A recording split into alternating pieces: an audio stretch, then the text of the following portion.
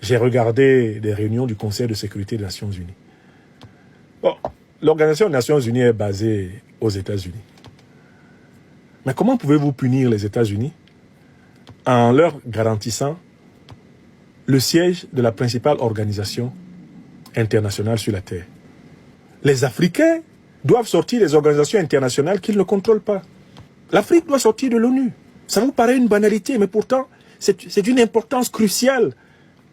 À quoi nous sert l'ONU si elle ne peut pas empêcher une agression en violation flagrante du droit international comme celle que les États-Unis viennent de perpétrer contre l'Iran ouvertement? À quoi servent les Nations Unies si l'agression permanente d'Israël contre le peuple palestinien, contre le peuple iranien, on a vu avant contre le peuple syrien, toutes ces agressions-là se font tranquillement. Alors, bien sûr, on connaît l'objection. Ah, quand Poutine a attaqué l'Ukraine, vous n'avez pas dit ça. Et on connaît l'histoire, nous autres. On ne nous fait rien avec cette objection.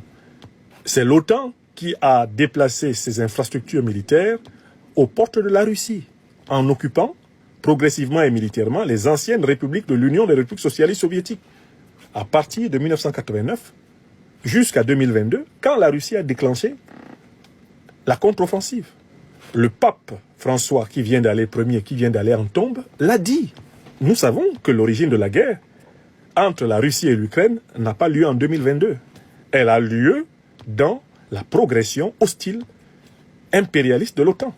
C'est pas la même chose que de se lever de dire on doit pilonner l'Iran parce que l'Iran est en train de développer des recherches en matière nucléaire. Mais quand Israël développait des recherches en matière nucléaire, pourquoi les États-Unis ne l'ont pas bombardé? Pourquoi les États-Unis ne bombardent pas les pays occidentaux qui développent des recherches en matière nucléaire? Pourquoi? Si le développement des matières nucléaires était un crime, pourquoi les États-Unis ont-ils une puissance nucléaire? Les Américains sont-ils des êtres humains supérieurs aux autres? Non.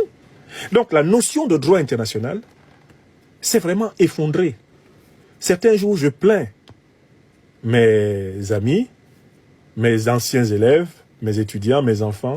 Tout le droit que les enfants ont étudié à l'école est en train de mourir. Dans ma langue bassa, on dit ça simplement, Mamben Manwo. Les lois sont mortes. Tu as bossé du code pénal, tu as étudié le code civil, tu as étudié le code des procédures, tu as étudié le droit international, tu as étudié les grands traités. Ça ne sert à rien lorsque des États ensauvagés et des dirigeants méprisants envers l'humanité prennent le pouvoir. Le comportement de M. Trump envers l'Iran est un mépris absolu pour le droit international. C'est-à-dire que les étudiants qu'on envoie dans les facultés de droit, devant cette manière de faire la politique, n'ont absolument aucun moyen théorique pour affronter le problème. Vous avez quelqu'un qui ne respecte aucune règle du droit international, comme l'État d'Israël. Toutes les résolutions de l'ONU lui passent dessus, comme l'eau sur les écailles du crocodile. Bon, vous lui parlez de droit international, ça ne signifie rien pour lui. Vous regardez Netanyahou, soi-disant recherché par la CPI, mais qui est libre d'entrer aux États-Unis. Alors que des gens qui n'ont même pas un procès criminel sont interdits d'entrer aux États-Unis. On empêche des basketteurs de l'équipe nationale du Sénégal d'entrer aux États-Unis.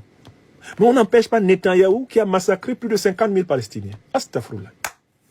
Où est le droit? Le droit est mort. Mamben Manwo. Les lois sont décédées. Alors, dans cette période particulière, où le droit est mort, où le droit international est en ruine, où tout ce qui était considéré comme le cadre de la stabilité du monde vacille, tremble, s'effrite et s'écroule, nous avons heureusement l'occasion de créer encore, de reconstruire sur des bases nouvelles. Nous avons l'occasion d'être à notre tour des pionniers pour les générations futures. À quelque chose, malheur est bon. Ceux qui pensaient finir leur vie avec les notions de droit international inculquées par l'école occidentale, gréco-romaine et anglo-américaine, sont obligés de retourner à l'école. Nous autres philosophes, qui avons été formés à partir d'un tronc largement chargé de l'histoire de la philosophie occidentale, nous sommes obligés d'ouvrir et d'ouvrir à nouveau les chantiers. Pas seulement de la philosophie africaine, de la philosophie indienne, de la philosophie. Nous sommes obligés de rebattre les concepts. C'est une période formidable. Il y a du travail pour tous ceux qui ont compris que le monde ancien s'effondre. Les choses anciennes sont en train de disparaître. Plus rien ne sera comme avant. C'est vraiment l'ère du Verseau. Donc, le droit international est mort. Vive le droit. Vive le droit que nos juristes actuels et futurs vont écrire. Vive le droit que les étudiants qui sont maintenant en licence, qui sont en master, qui sont en doctorat, vivent le droit qu'ils apprendront à écrire. Vive les diplomates qui émergent dans le monde multipolaire pour défendre autrement les peuples. Vive tout cela. C'est effrayant le niveau d'effondrement des dernières barrières morales dans le monde.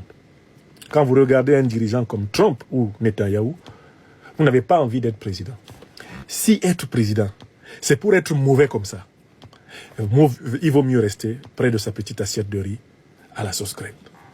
Le droit international est mort, mais il y a la possibilité justement de bâtir un droit international multipolaire nouveau. Africains, Africains, mettons-nous au travail.